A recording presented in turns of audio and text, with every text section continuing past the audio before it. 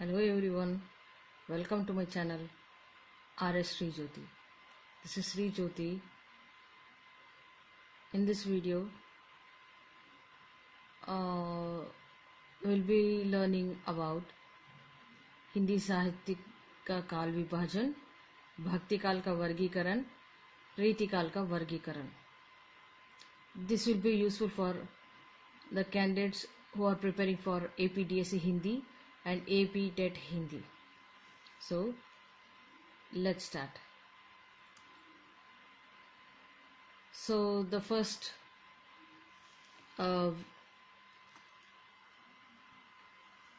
here we see the Kal Vibhajan of three different writers.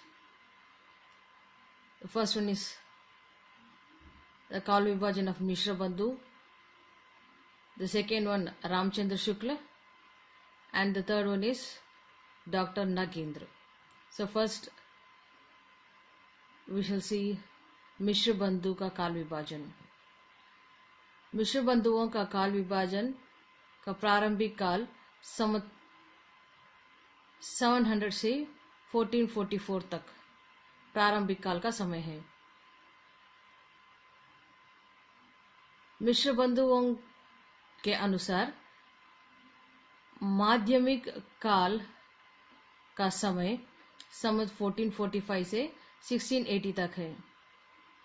इन्हीं के अनुसार अलंकृत काल का समय है 1681 to 1889 तक.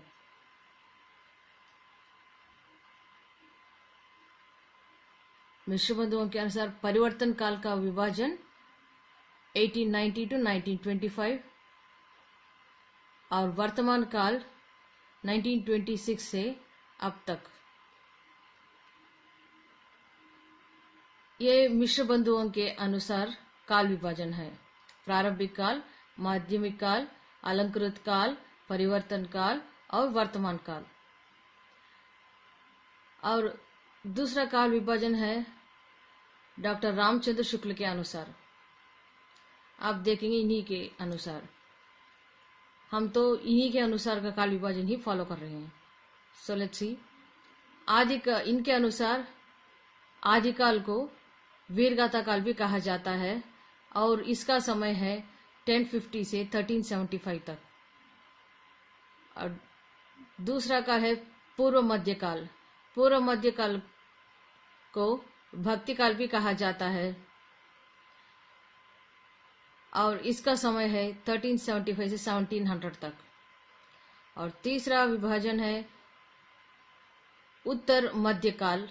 उत्तर मध्य काल का दूसरा नाम रीति काल भी है और इसका समय है 1700 to 1900. और चौथा काल है आधुनिक काल. इसका दूसरा नाम है गद्य काल. इसका समय है 1900 से अब तक. तो फिर से देखेंगे रामचंद्र शुक्ल जी के अनुसार काल विभाजन. आदिकाल या वीरगाथा काल. दूसरा है पूर्व मध्य काल या भक्ति काल. तीसरा उत्तर मध्य काल या रीति काल.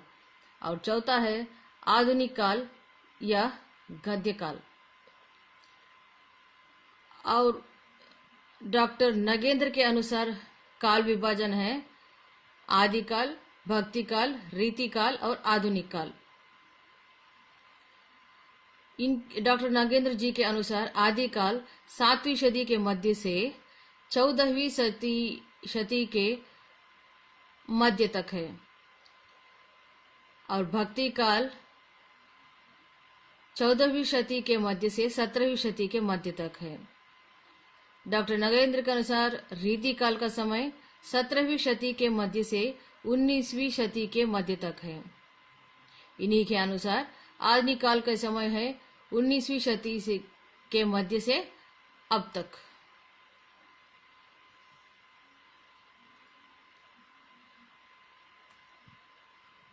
अब देखेंगे भक्ति काल का वर्गीकरण.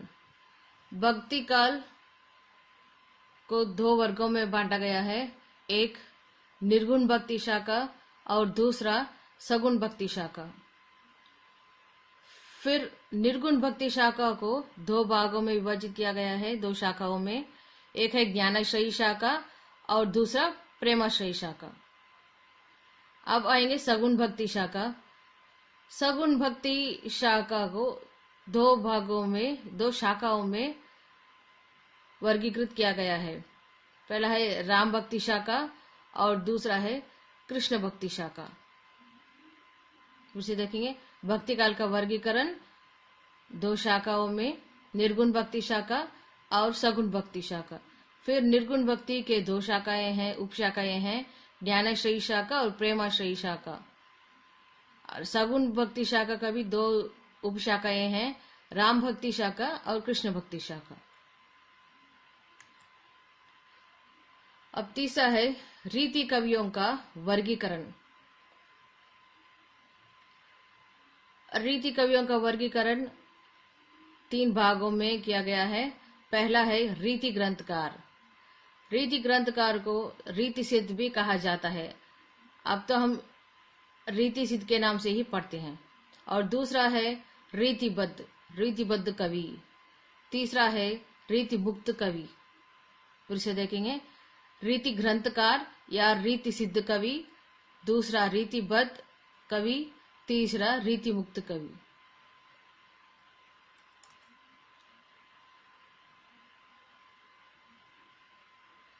If you like this channel and if it is useful for you, like and subscribe. Thank you. धन्यवाद।